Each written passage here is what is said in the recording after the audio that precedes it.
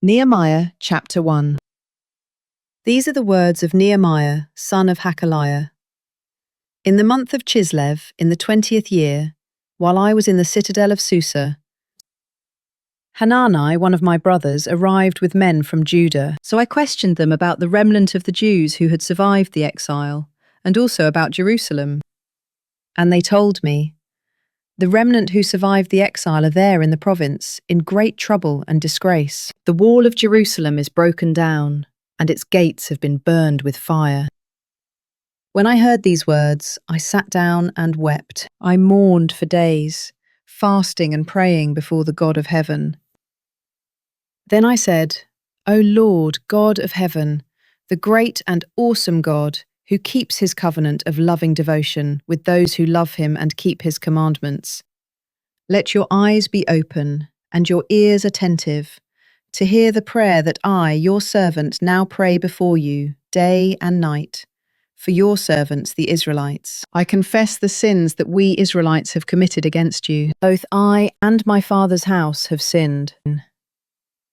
We have behaved corruptly against you, and have not kept the commandments, statutes, and ordinances that you gave your servant Moses. Remember, I pray, the word that you commanded your servant Moses, when you said, 'If you are unfaithful, I will scatter you among the nations. But if you return to me and keep and practice my commandments, then even if your exiles have been banished to the farthest horizon, I will gather them from there and bring them to the place I have chosen as a dwelling for my name. They are your servants and your people. You redeemed them by your great power and mighty hand. O Lord, may your ear be attentive to my prayer, and to the prayers of your servants who delight to revere your name. Give your servant success this day, I pray, and grant him mercy in the sight of this man." At that time, I was the cupbearer to the king. Nehemiah chapter 2. Now in the month of Nisan, in the 20th year of King Artaxerxes, when wine was set before him, I took the wine and gave it to the king. I had never been sad in his presence. So the king said to me, "Why is your face sad, though you are not ill?" This could only be sadness of the heart. I was overwhelmed with fear, and replied to the king, "May the king live forever! Why should I not be sad when the city where my fathers are buried lies in ruins, and its gates have been destroyed by fire?" "What is your request?" replied the king. So I prayed to the God of heaven, and answered the king, "If it pleases the king, and if your servant has found favor in your sight, I ask that you send me to Judah, to the city where my fathers are buried, so that I may rebuild it." Then the king, with the queen seated beside him, asked me, "How long will your journey take, and when will you return?" So it pleased the king to send me, and I set a time. I also said to him, "If it pleases the king, may letters be given to me for the governors west of the Euphrates, so that they will grant me safe passage until I reach Judah. And may I have a letter to Asaph, keeper of the king's forest, so that he will give me timber to make beams for the gates of the citadel to the temple, for the city wall, and for the house I will occupy." And because the gracious hand of my God was upon me, the king granted my requests. Then I went to the governors west of the Euphrates and gave them the king's letters. The king had also sent army officers and cavalry with me. But when Sanballat the Horonite and Tobiah the Ammonite official heard about this, they were deeply disturbed that someone had come to seek the well-being of the Israelites.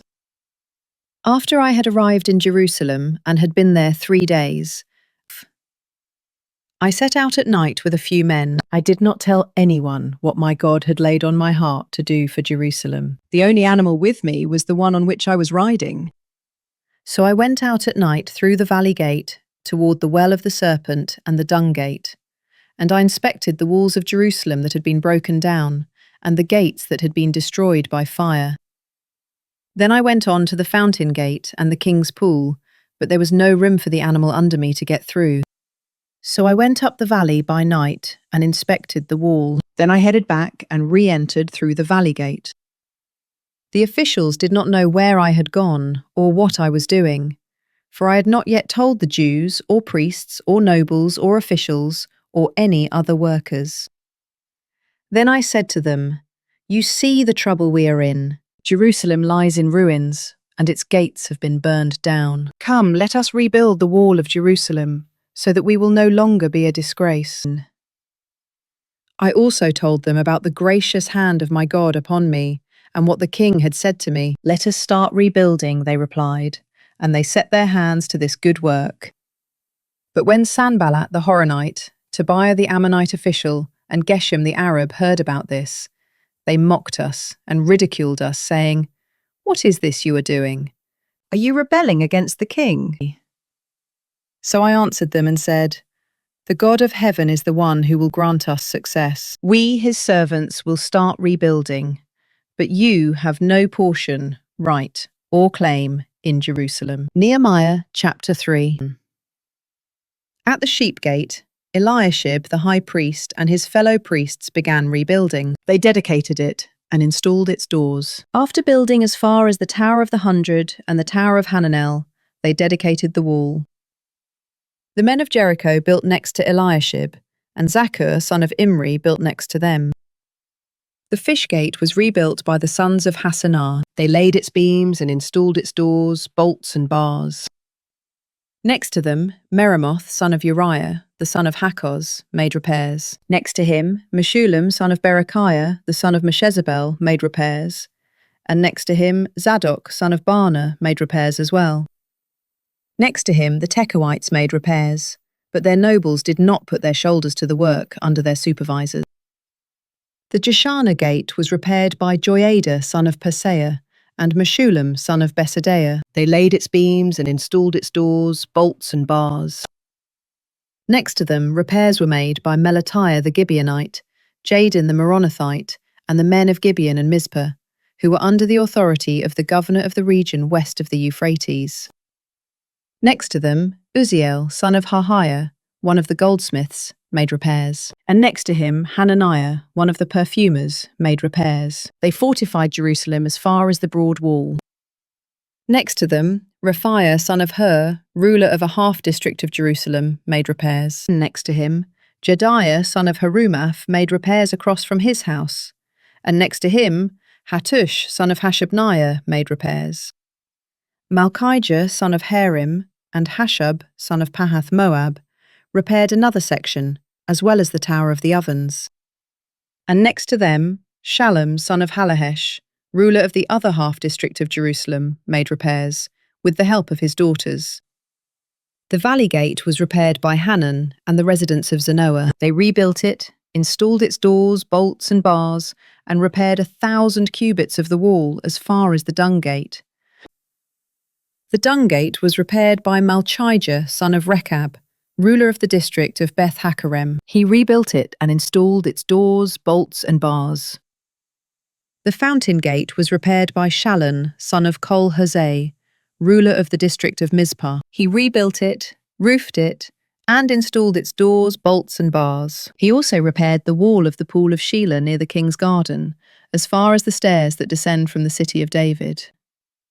Beyond him, Nehemiah son of Azbuk, ruler of a half-district of Beth-zur, made repairs up to a point opposite the tombs of David, as far as the artificial pool and the house of the mighty. Next to him, the Levites made repairs under Rehum son of Bani, and next to him, Hashabiah, ruler of a half-district of Keilah, made repairs for his district. Next to him, their countrymen made repairs under Binnui son of Henadad, ruler of the other half-district of Keilah.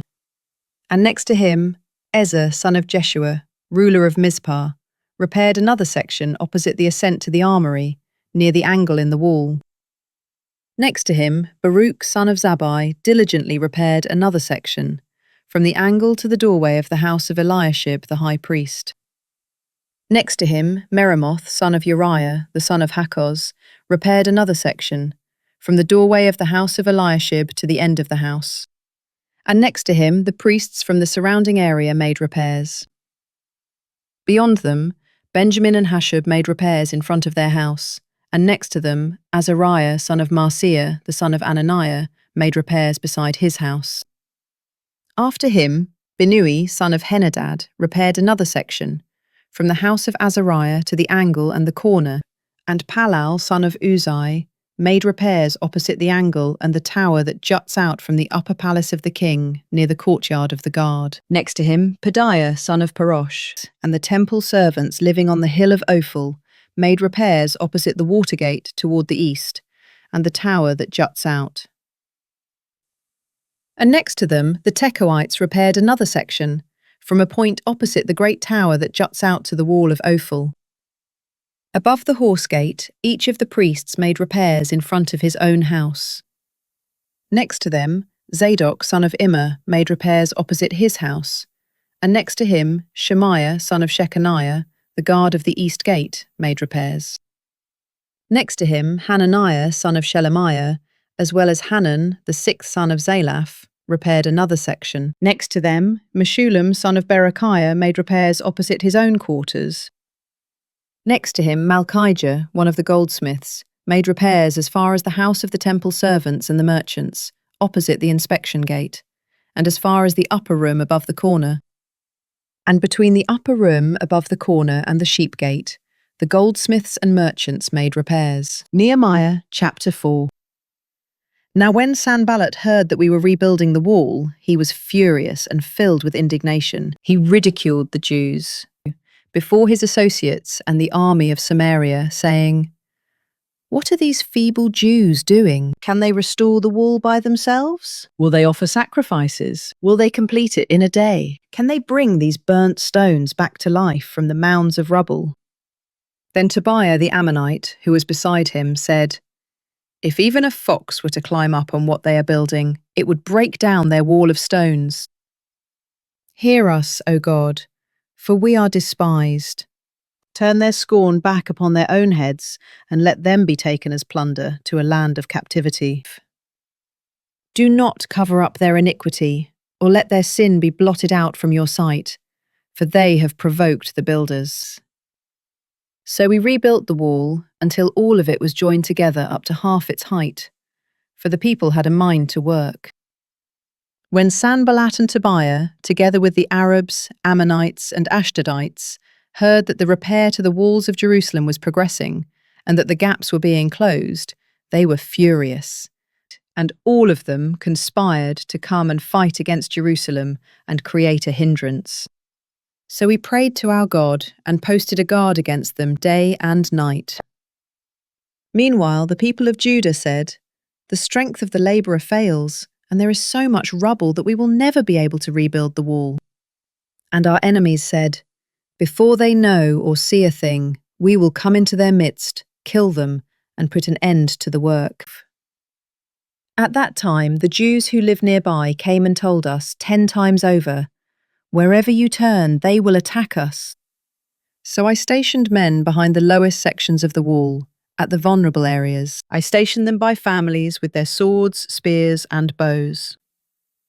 After I had made an inspection, I stood up and said to the nobles, the officials, and the rest of the people, "Do not be afraid of them. Remember the Lord, who is great and awesome, and fight for your brothers, your sons and your daughters, your wives and your homes." When our enemies heard that we were aware of their scheme and that God had frustrated it, each of us returned to his own work on the wall. And from that day on, half of my servants did the work, while the other half held spears, shields, bows, and armour. The officers stationed themselves behind all the people of Judah, who were rebuilding the wall. The labourers who carried materials worked with one hand and held a weapon with the other. And each of the builders worked with his sword strapped at his side, but the trumpeter stayed beside me. Then I said to the nobles, the officials, and the rest of the people, "The work is great and extensive, and we are spread out far from one another along the wall. Wherever you hear the sound of the horn, rally to us there. Our God will fight for us." So we continued the work, while half of the men held spears from the break of dawn until the stars came out. At that time I also said to the people, "Let every man and his servant spend the night inside Jerusalem, so that they can stand guard by night and work by day. So neither I, nor my brothers, nor my servants, nor the guards with me changed out of our clothes. Each carried his weapon, even to go for water. Nehemiah chapter 5. About that time there was a great outcry from the people and their wives against their fellow Jews. Some were saying, "We and our sons and daughters are numerous. We must get grain in order to eat and stay alive." Others were saying, "We are mortgaging our fields, our vineyards, and our homes to get grain during the famine." Still others were saying, "We have borrowed money to pay the king's tax on our fields and vineyards. We and our children are just like our countrymen and their children. Yet we are subjecting our sons and daughters to slavery. Some of our daughters are already enslaved, but we are powerless to redeem them because our fields and vineyards belong to others." When I heard their outcry and these complaints, I became extremely angry. And after serious thought, I rebuked the nobles and officials, saying, "You are exacting usury from your own brothers." So I called a large assembly against them and said, "We have done our best to buy back our Jewish brothers who were sold to foreigners. But now you are selling your own brothers, that they may be sold back to us." But they remained silent, for they could find nothing to say. So I continued, "What you are doing is not right. Shouldn't you walk in the fear of our God to avoid the reproach of our foreign enemies? 1. As well as my brothers and my servants have been lending the people money and grain. Please, let us stop this usury. Please restore to them immediately their fields, vineyards, olive groves, and houses, along with the percentage of the money, grain, new wine, and oil that you have been assessing them." "We will restore it," they replied, "and will require nothing more from them. We will do as you say." So I summoned the priests and required of the nobles and officials an oath that they would do what they had promised. I also shook out the folds of my robe and said, "May God likewise shake out of his house and possessions every man who does not keep this promise. May such a man be shaken out and have nothing." The whole assembly said, "Amen," and they praised the Lord. And the people did as they had promised. Furthermore, from the day King Artaxerxes appointed me to be their governor in the land of Judah, from his 20th year until his 32nd year, 12 years total, neither I nor my brothers ate the food allotted to the governor. The governors before me had heavily burdened the people, taking from them bread and wine, plus 40 shekels of silver. Their servants also oppressed the people, but I did not do this, because of my fear of God. Instead, I devoted myself to the construction of the wall, and all my servants were gathered there, for the work we did not acquire any land. There were 150 Jews and officials at my table, besides the guests from the surrounding nations. Each day 1 ox, 6 choice sheep, and some fowl were prepared for me, and once every 10 days an abundance of all kinds of wine was provided. But I did not demand the food allotted to the governor, because the burden on the people was so heavy. Remember me favourably, O my God, for all that I have done for this people. Nehemiah chapter 6. When Sanballat, Tobiah, Geshem the Arab, and the rest of our enemies heard that I had rebuilt the wall, and not a gap was left, though to that time I had not yet installed the doors in the gates, Sanballat and Geshem sent me this message: "Come, let us meet together in one of the villages on the plain of Ono." But they were planning to harm me. So I sent messengers to them saying, "I am doing a great work and cannot come down. Why should the work stop while I leave it to go down to you?" 4 times they sent me the same message, and each time I gave the same reply. The 5th time, Sanballat sent me this same message by his young servant, who had in his hand an unsealed letter that read, "It is reported among the nations, and Geshem agrees, that you and the Jews are plotting to revolt, and this is why you are building the wall. According to these reports, you are to become their king. And you have even appointed prophets in Jerusalem to proclaim on your behalf, 'There is a king in Judah.' Soon these rumors will reach the ears of the king. So come, let us confer together." Then I sent him this reply: "There is nothing to these rumors you are spreading. You are inventing them in your own mind. For they were all trying to frighten us, saying, their hands will be weakened in the work, and it will never be finished. But now, my God, strengthen my hands. Later, I went to the house of Shemaiah, son of Deliah, the son of Mehetabel, who was confined to his house. He said, let us meet at the house of God, inside the temple. Let us shut the temple doors, because they are coming to kill you. By night they are coming to kill you. But I replied, should a man like me run away? Should one like me go into the temple to save his own life? I will not go. I realized that God had not sent him, but that he had uttered this prophecy against me, because Tobiah and Sanballat had hired him. He had been hired to intimidate me so that I would sin by doing as he suggested, so they could give me a bad name in order to discredit me. O my God, remember Tobiah and Sanballat for what they have done, and also Noadiah the prophetess and the other prophets who tried to intimidate me. So the wall was completed in 52 days, on the 25th of Elul. When all our enemies heard about this, all the surrounding nations were afraid and disheartened, for they realized that this task had been accomplished by our God. Also in those days, the nobles of Judah sent many letters to Tobiah, and Tobiah's letters kept coming to them. For many in Judah were bound by oath to him, since he was a son-in-law of Shechaniah, son of Era, and his son Jehohanan had married the daughter of Meshullam, son of Berechiah. Moreover, these nobles kept reporting to me Tobiah's good deeds, and they relayed my words to him. And Tobiah sent letters to intimidate me. Nehemiah chapter 7. When the wall had been rebuilt, and I had set the doors in place, the gatekeepers, singers, and Levites were appointed. Then I put my brother Hanani in charge of Jerusalem, along with Hananiah the commander of the fortress, because he was a faithful man who feared God more than most.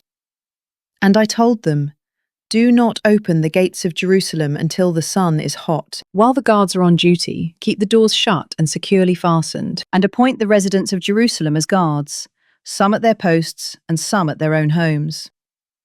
Now the city was large and spacious, but there were few people in it, and the houses had not yet been rebuilt. Then my God put it into my heart to assemble the nobles, the officials, and the people to be enrolled by genealogy. I found the genealogical register of those who had first returned, and I found the following written in it. These are the people of the province who came up from the captivity of the exiles carried away to Babylon by Nebuchadnezzar its king.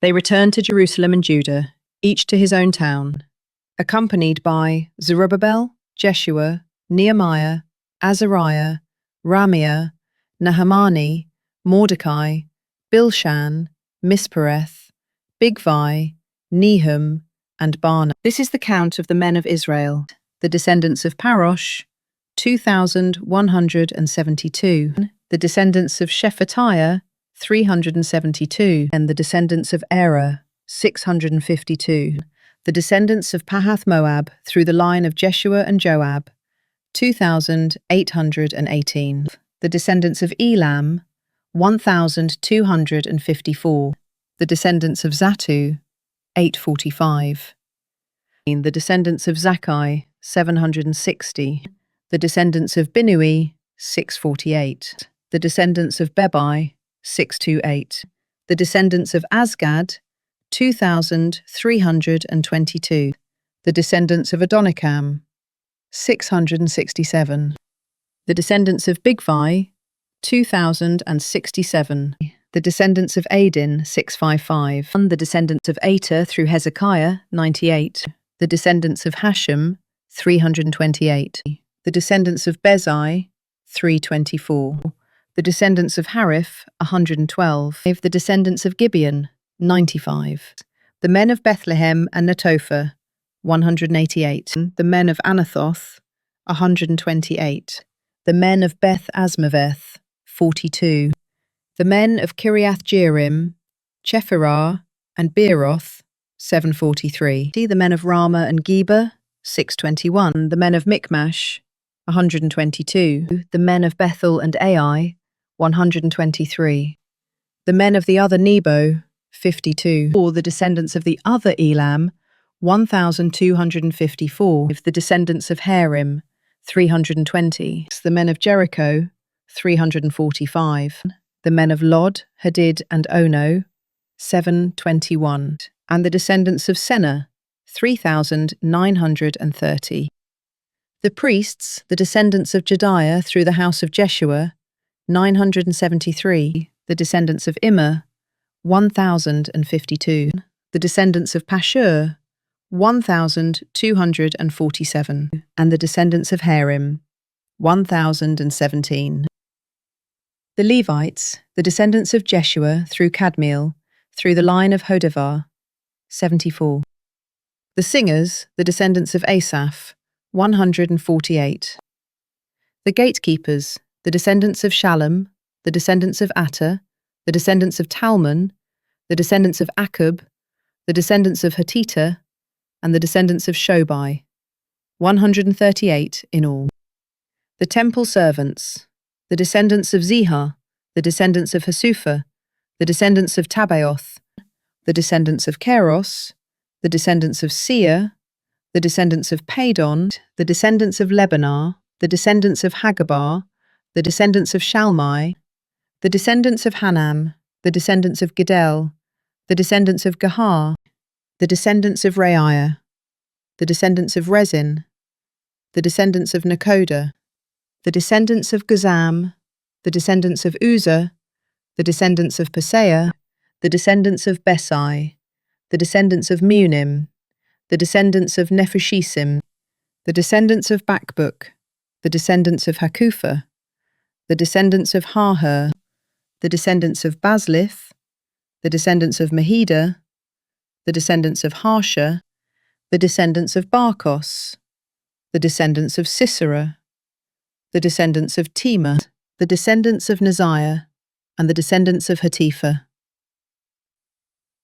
The descendants of the servants of Solomon, the descendants of Sotai, the descendants of Sophereth, the descendants of Perida, the descendants of Jala, the descendants of Darkon, the descendants of Gidel, the descendants of Shephatiah, the descendants of Hattil, the descendants of Pochereth-Hazabaim, and the descendants of Amon.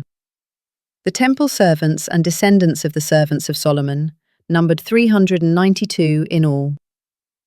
The following came up from Tel Melah, Tel Harsha, Cherub, Adon, and Immer, but they could not prove that their families were descended from Israel. The descendants of Delaiah, the descendants of Tobiah, and the descendants of Nakoda, 642 in all. And from among the priests, the descendants of Habiah, the descendants of Hakkoz, and the descendants of Barzillai, who had married a daughter of Barzillai the Gileadite, and was called by their name. These men searched for their family records, but they could not find them, and so were excluded from the priesthood as unclean. The governor ordered them not to eat the most holy things until there was a priest to consult the Urim and Thummim. The whole assembly numbered 42,360, in addition to their 7,337 men servants and maid servants, as well as their 245 male and female singers. They had 736 horses, 245 mules, 435 camels, and 6,720 donkeys.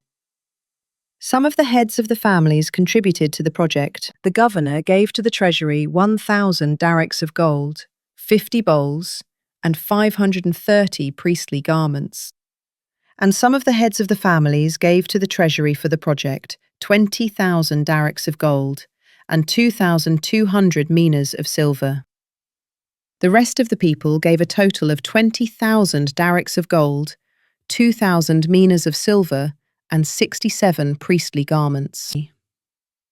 So the priests, Levites, gatekeepers, singers, and temple servants, along with some of the people and the rest of the Israelites, settled in their own towns. And by the 7th month, the Israelites had settled in their towns. Nehemiah chapter 8. At that time, all the people gathered together in the square before the water gate, And they asked Ezra the scribe to bring out the book of the law of Moses, which the Lord had commanded for Israel. On the first day of the 7th month, Ezra the priest brought the law before the assembly of men and women, and all who could listen and understand. So Ezra read it aloud from daybreak until noon, as he faced the square before the water gate, in front of the men and women and those who could understand. And all the people listened attentively to the book of the law. Ezra the scribe stood on a high wooden platform built for this occasion. At his right side stood Mattithiah, Shema, Ananiah, Uriah, Hilkiah, and Maaseiah. And at his left were Pedaiah, Mishael, Malchijah, Hashem, Hashbaddanah, Zechariah, and Meshullam. Ezra opened the book in full view of all the people, since he was standing above them all. And as he opened it, all the people stood up. Then Ezra blessed the Lord, the great God, and with their hands uplifted, all the people said, Amen, Amen. Then they bowed down and worshipped the Lord with their faces to the ground. The Levites: Jeshua, Bani, Sherebiah, Jamin, Akkub, Shabbathai, Hodiah, Maaseiah, Kelita, Azariah, Jozabad, Hanan, and Pelaiah, instructed the people in the law as they stood in their places. So they read from the book of the law of God, explaining it and giving insight, so that the people could understand what was being read. Nehemiah the governor, Ezra the priest and scribe, and the Levites who were instructing the people, said to all of them, This day is holy to the Lord your God. Do not mourn or weep. For all the people were weeping as they heard the words of the law. Then Nehemiah told them, Go and eat what is rich, drink what is sweet, and send out portions to those who have nothing prepared, since today is holy to our Lord. Do not grieve, for the joy of the Lord is your strength. And the Levites calmed all the people, saying, Be still, since today is holy. Do not grieve.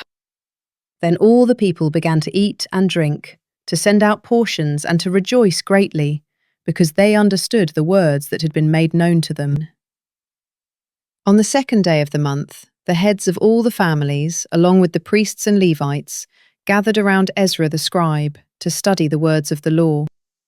And they found written in the law, which the Lord had commanded through Moses, that the Israelites were to dwell in booths during the feast of the 7th month, and that they should proclaim this message and spread it throughout their towns and in Jerusalem, saying, Go out to the hill country and bring back branches of olive, wild olive, myrtle, palm, and other leafy trees, to make booths, as it is written.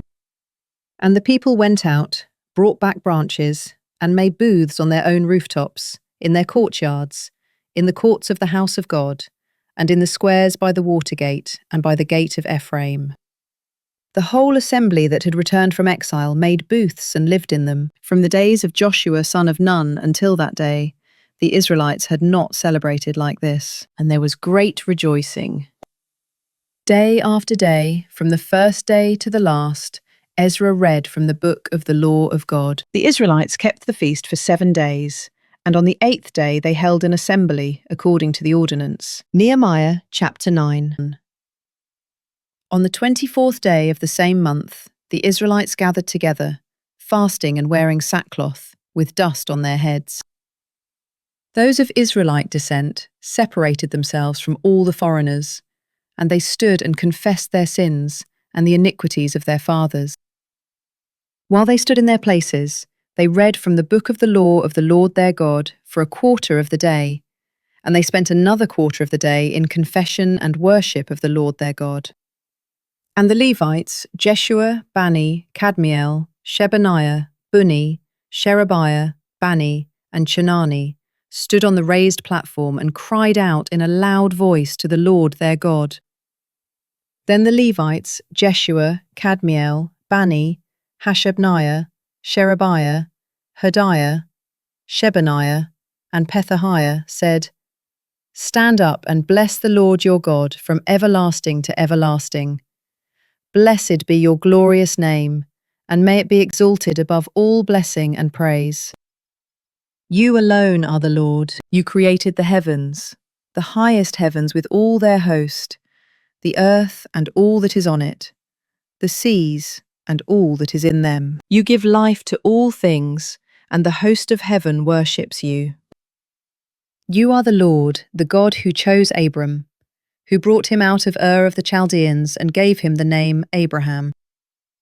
You found his heart faithful before you, and made a covenant with him to give the land of the Canaanites and Hittites, of the Amorites and Perizzites, of the Jebusites and Girgashites, to give it to his descendants. You have kept your promise, because you are righteous. You saw the affliction of our fathers in Egypt. You heard their cry at the Red Sea.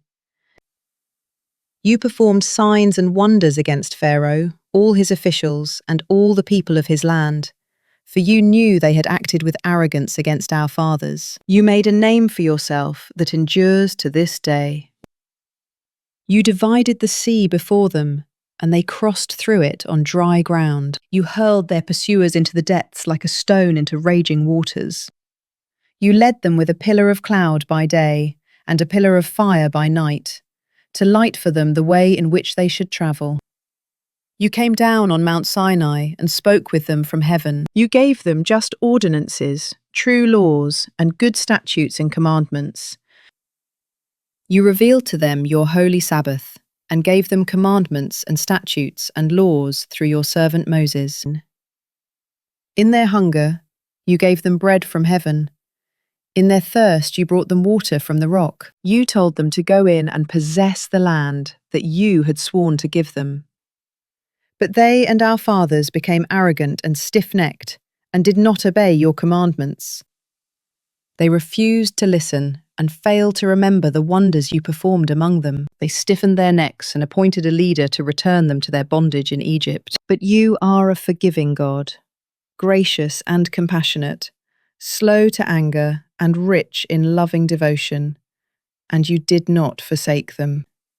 Even when they cast for themselves an image of a calf and said, "This is your God who brought you up out of Egypt," and when they committed terrible blasphemies, you, in your great compassion, did not forsake them in the wilderness. By day the pillar of cloud never turned away from guiding them on their path, and by the night the pillar of fire illuminated the way they should go.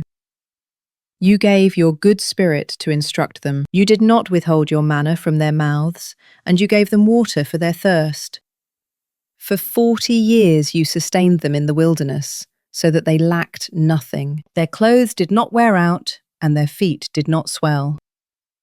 You gave them kingdoms and peoples, and allotted to them every corner of the land. So they took the land of Sihon, king of Heshbon, and of Og, king of Bashan. You multiplied their descendants like the stars of heaven, and brought them to the land you had told their fathers to enter and possess. So their descendants went in and possessed the land. You subdued before them the Canaanites dwelling in the land. You delivered into their hands the kings and peoples of the land, to do with them as they wished. They captured fortified cities and fertile land, and took houses full of all goods, wells already dug, vineyards, olive groves, and fruit trees in abundance. So they ate and were filled. They grew fat and delighted in your great goodness. But they were disobedient and rebelled against you. They flung your law behind their backs. They killed your prophets, who had admonished them to return to you. They committed terrible blasphemies. So you delivered them into the hands of enemies who oppressed them.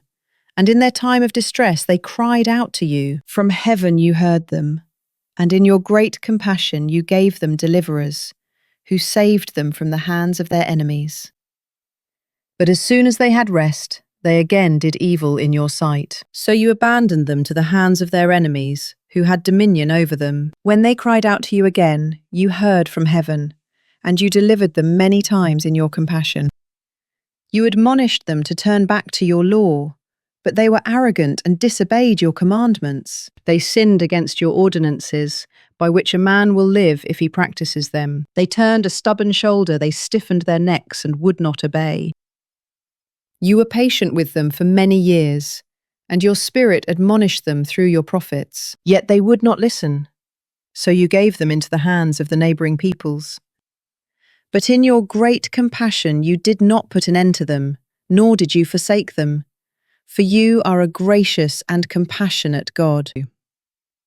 So now, our God, the great and mighty and awesome God who keeps his gracious covenant, do not view lightly all the hardship that has come upon us, and upon our kings and leaders, our priests and prophets, our ancestors and all your people, from the days of the kings of Assyria until today.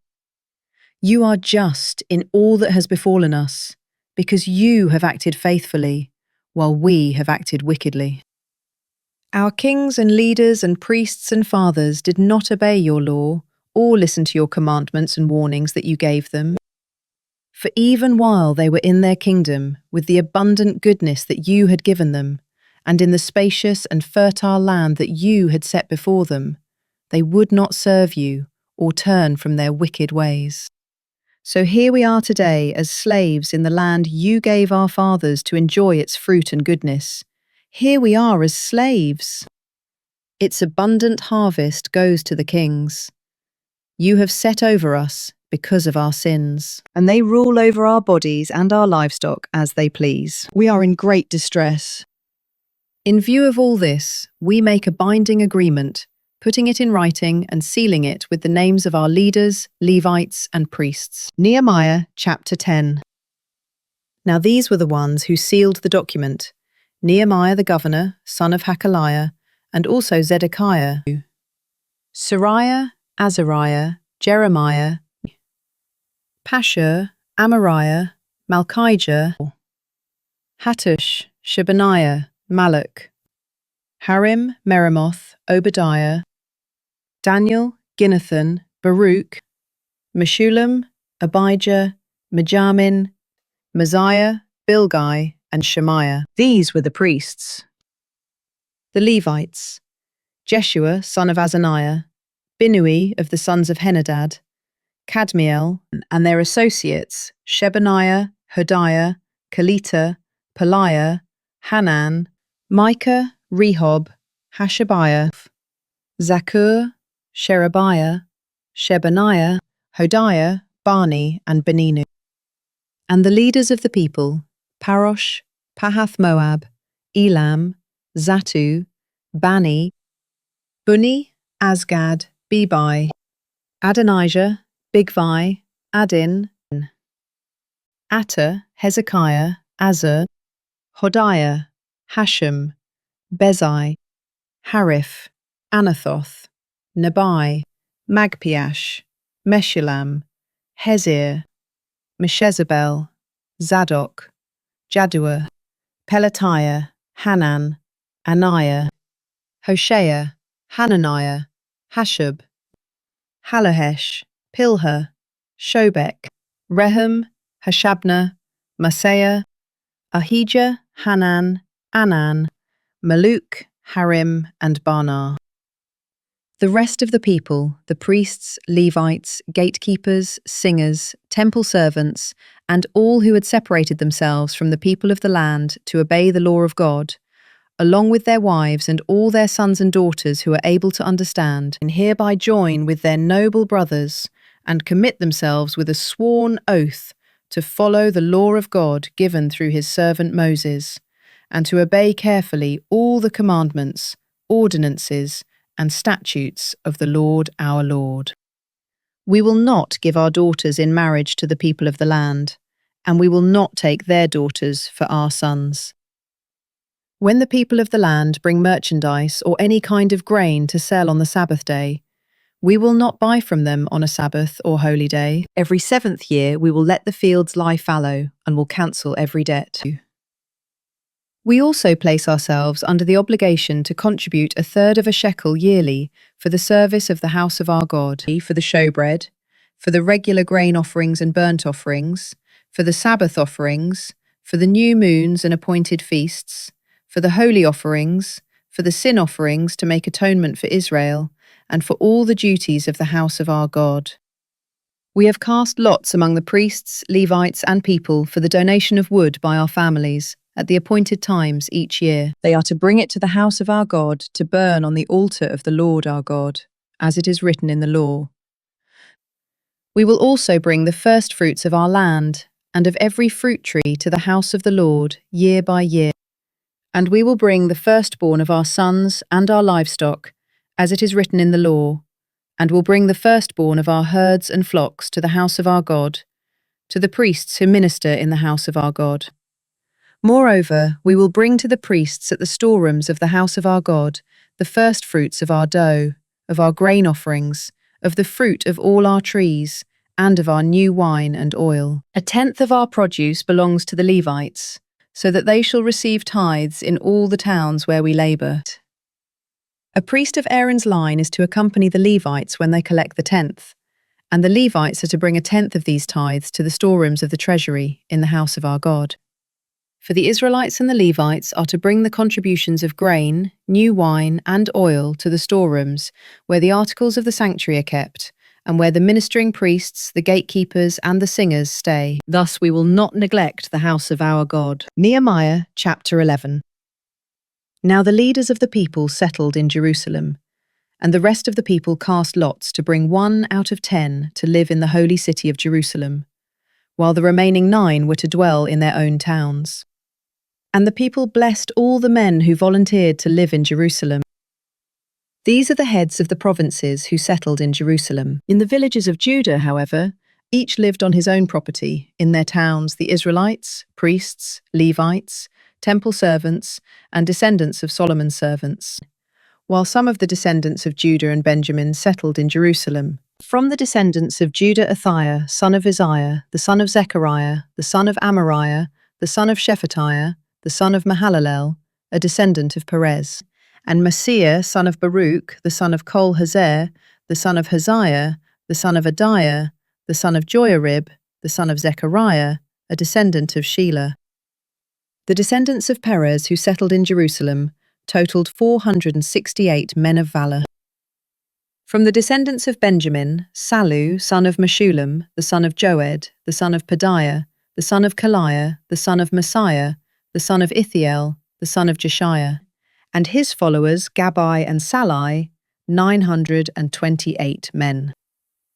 Joel, son of Zichri, was the officer over them, and Judah, son of Hasanua, was over the 2nd district of the city. From the priests, Jediah, son of Joarib, Jachin. Sariah, son of Hilkiah, the son of Meshullam, the son of Zadok, the son of Merioth, the son of Ahitub, the chief official of the house of God, and their associates who did the work at the temple, 822 men. Adiah, son of Jeroham, the son of Pelaliah, the son of Amzi, the son of Zechariah, the son of Pashur, the son of Malchijah, and his associates, the leaders of families, 242 men. Amashai, son of Azarel, the son of Azai, the son of Meshillemoth, the son of Immer, and his associates, 128 mighty men of valor. Zabdiel, son of Haggadolim, was their overseer. From the Levites, Shemaiah, son of Hashub, the son of Azrikam, the son of Hashabiah, the son of Buni, Shabbathai and Jozabad, 2 leaders of the Levites who supervised the work outside the house of God. Mattaniah, son of Micah, the son of Zabdi, the son of Asaph, who led in thanksgiving and prayer. Bakbukiah, 2nd among his associates, and Abda, son of Shammua, the son of Galal, the son of Jeduthun. The Levites in the holy city totaled 284, and the gatekeepers, Akub, Talmon, and their associates, who kept watch at the gates, 172 men. The rest of the Israelites, with the priests and Levites, were in all the villages of Judah, each on his own inheritance. The temple servants lived on the hill of Ophel, with Zihar and Gishpa over them. Now the overseer of the Levites in Jerusalem was Uzzi, son of Bani, the son of Hashabiah, the son of Mattaniah, the son of Micah. He was one of Asaph's descendants, who were the singers in charge of the service of the house of God. For there was a command from the king concerning the singers, an ordinance regulating their daily activities. Pethahiah, son of Meshezabel, a descendant of Zerah, son of Judah, was the king's agent in every matter concerning the people.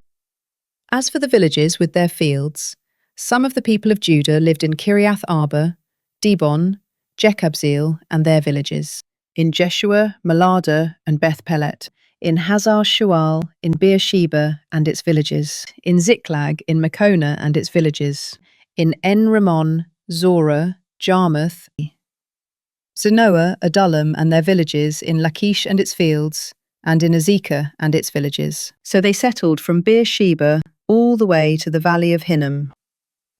The descendants of Benjamin from Geba lived in Michmash, Ijah, and Bethel with its villages, in Anathoth, Nob, Ananiah, Hazor, Ramah, Gittaim, Hadid, Zeboim, Nebalat, Lod, and Ono, and in the valley of the craftsmen.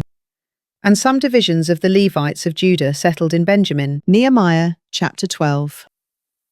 Now these are the priests and Levites who went up with Zerubbabel son of Shealtiel, and with Jeshua, Sariah, Jeremiah, Ezra, Amariah, Malach, Hattush, Shechaniah, Rehum, Meremoth, Iddo, Ginnathan, Abijah, Mijamin, Maadiah, Bilgah, Shemaiah, Joiarib, Jediah, Salu, Amok, Hilkiah, and Jediah. These were the leaders of the priests and their associates in the days of Jeshua.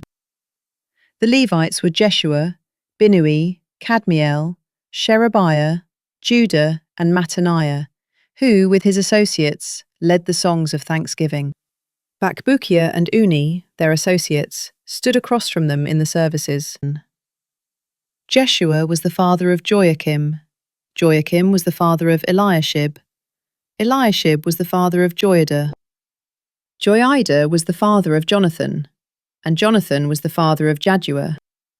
In the days of Joachim, these were the heads of the priestly families of the family of Sariah: Moriah of Jeremiah, Hananiah of Ezra, Meshullam of Amariah, Jehohanan of Maluchi, Jonathan of Shebaniah, Joseph of Harim, Adna of Merioth, Helkai of Iddo, Zechariah of Ginnethon, Meshullam of Abijah, Zikri of Miniamin, and of Moadiah, Piltai of Bilgah, Shemua of Shemaiah, Jonathan of Joiarib, Mattanai of Jediah, Uzzi of Salai, Kalai of Amok, Eber of Hilkiah, Hashabiah and of Jediah, Nethanel.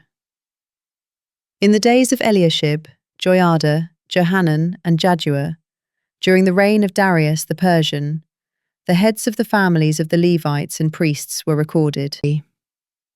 As for the descendants of Levi, the family heads up to the days of Johanan son of Eliashib were recorded in the Book of the Chronicles. The leaders of the Levites were Hashabiah, Sherebiah, and Jeshua son of Kadmiel, along with their associates, who stood across from them to give praise and thanksgiving, as one section alternated with the other, as prescribed by David the man of God. Mattaniah, Bakbukiah, Obadiah, Meshullam, Talmon, and Akub were gatekeepers who guarded the storerooms at the gates. They served in the days of Joachim, son of Jeshua, the son of Jozadak, and in the days of Nehemiah the governor, and Ezra the priest and scribe. At the dedication of the wall of Jerusalem, the Levites were sought out from all their homes and brought to Jerusalem to celebrate the joyous dedication with thanksgiving and singing, accompanied by cymbals, harps, and lyres. The singers were also assembled from the region around Jerusalem, from the villages of the Netophathites, from Beth Gilgal, and from the fields of Geba and Asmaveth, for they had built villages for themselves around Jerusalem. After the priests and Levites had purified themselves, they purified the people, the gates, and the wall. Then I brought the leaders of Judah up on the wall, and I appointed 2 great thanksgiving choirs. One was to proceed along the top of the wall to the right, toward the dung gate. Hoshea and half the leaders of Judah followed, along with Azariah, Ezra, Meshullam, Judah, Benjamin, Shemaiah, Jeremiah, and some of the priests with trumpets, and also Zechariah son of Jonathan, the son of Shemaiah, the son of Mattaniah, the son of Micaiah, the son of Zaccur, the son of Asaph, and his associates, Shemaiah, Azarel, Milalai, Gilalai, Maai, Nethanel, Judah, and Hanani, with the musical instruments prescribed by David, the man of God. Ezra the scribe led the procession. At the fountain gate, they went directly up the steps of the city of David, on the ascent to the wall, and passed above the house of David to the water gate on the east. The second thanksgiving choir proceeded to the left, and I followed it with half the people along the top of the wall, past the Tower of the Ovens, to the broad wall, over the gate of Ephraim, the Jeshanah gate, the fish gate, the Tower of Hananel, and the Tower of the 100, as far as the sheep gate, and they stopped at the gate of the guard. The two thanksgiving choirs then stood in the house of God, as did I, along with the half of the officials accompanying me, as well as the priests with their trumpets, Eliakim, Messiah, Miniamin, Micaiah, Elioenai, Zechariah, and Hananiah, and also Maaseiah, Shemaiah, Eleazar, Uzzi, Jehohanan, Malchijah, Elam, and Ezer. Then the choirs sang out under the direction of Jezrahiah. On that day they offered great sacrifices, rejoicing because God had given them great joy. The women and children also rejoiced, so that the joy of Jerusalem was heard from afar. And on that same day, men were appointed over the rooms that housed the supplies, contributions, firstfruits, and tithes. The portions specified by the law for the priests and Levites were gathered into these storerooms from the fields of the villages, because Judah rejoiced over the priests and Levites who were serving. They performed the service of their God and the service of purification, along with the singers and gatekeepers, as David and his son Solomon had prescribed. For long ago, in the days of David and Asaph, there were directors for the singers, and for the songs of praise and thanksgiving to God. So in the days of Zerubbabel and Nehemiah, all Israel contributed the daily portions for the singers and gatekeepers. They also set aside daily portions for the Levites, and the Levites set aside daily portions for the descendants of Aaron. Nehemiah chapter 13. At that time, the book of Moses was read aloud in the hearing of the people, and in it they found the passage stating that no Ammonite or Moabite should ever enter the assembly of God, because they had not met the Israelites with food and water, but had hired Balaam to call down a curse against them, although our God had turned the curse into a blessing. As soon as the people heard this law, they excluded from Israel all of foreign descent. Now before this, Eliashib the priest, a relative of Tobiah, had been put in charge of the storerooms of the house of our God, and had prepared for Tobiah a large room where they had previously stored the grain offerings, the frankincense, the temple articles, and the tithes of grain, new wine, and oil, prescribed for the Levites, singers, and gatekeepers, along with the contributions for the priests. While all this was happening, I was not in Jerusalem, because I had returned to Artaxerxes, king of Babylon, in the 32nd year of his reign. Sometime later, I obtained leave from the king to return to Jerusalem. Then I discovered the evil that Eliashib had done on behalf of Tobiah by providing him a room in the courts of the house of God. And I was greatly displeased, and threw all of Tobiah's household goods out of the room. Then I ordered that the rooms be purified, and I had the articles of the house of God restored to them, along with the grain offerings and frankincense. I also learned that because the portions for the Levites had not been given to them, all the Levites and singers responsible for performing the service had gone back to their own fields. So I rebuked the officials and asked, "Why has the house of God been neglected?" Then I gathered the Levites and singers together and stationed them at their posts. And all Judah brought 1/10 of the grain, new wine, and oil into the storerooms. I appointed as treasurers over the storerooms Shelemiah the priest, Zadok the scribe, and Pedaiah of the Levites, with Hanan son of Zaccur, the son of Mattaniah, to assist them, because they were considered trustworthy. They were responsible for distributing the supplies to their fellow Levites. Remember me for this, O my God, and do not blot out my deeds of loving devotion for the house of my God and for its services. In those days I saw people in Judah treading wine presses on the Sabbath, and bringing in grain and loading it on donkeys, along with wine, grapes, and figs. All kinds of goods were being brought into Jerusalem on the Sabbath day, so I warned them against selling food on that day. Additionally, men of Tyre who lived there were importing fish and all kinds of merchandise and selling them on the Sabbath to the people of Judah in Jerusalem. Then I rebuked the nobles of Judah and asked, "What is this evil you are doing, profaning the Sabbath day? Did not your forefathers do the same things, so that our God brought all this disaster on us and on this city? And now you are rekindling his wrath against Israel by profaning the Sabbath." When the evening shadows began to fall on the gates of Jerusalem, just before the Sabbath, I ordered that the gates be shut and not opened until after the Sabbath. I posted some of my servants at the gates so that no load could enter on the Sabbath day. Once or twice, the merchants and those who sell all kinds of goods camped outside Jerusalem. But I warned them, "Why are you camping in front of the wall? If you do it again, I will lay hands on you." From that time on, they did not return on the Sabbath. Then I instructed the Levites to purify themselves and guard the gates in order to keep the Sabbath day holy. Remember me for this as well, O my God, and show me mercy according to your abundant, loving devotion. In those days, I also saw Jews who had married women from Ashdod, Ammon, and Moab. Half of their children spoke the language of Ashdod or of the other peoples, but could not speak the language of Judah. I rebuked them and called down curses on them. I beat some of these men and pulled out their hair. Then I made them take an oath before God and said, "You must not give your daughters in marriage to their sons, or take their daughters as wives for your sons, or for yourselves." Did not King Solomon of Israel sin in matters like this? There was not a king like him among many nations, and he was loved by his God, who made him king over all Israel. Yet foreign women drew him into sin. Must we now hear that you too are doing all this terrible evil and acting unfaithfully against our God by marrying foreign women? Even one of the sons of Jehoiada, son of Eliashib the high priest, had become a son-in-law to Sanballat the Horonite. Therefore I drove him away from me. Remember them, O my God, because they have defiled the priesthood and the covenant of the priesthood and of the Levites. Thus I purified the priests and Levites from everything foreign, and I assigned specific duties to each of the priests and Levites.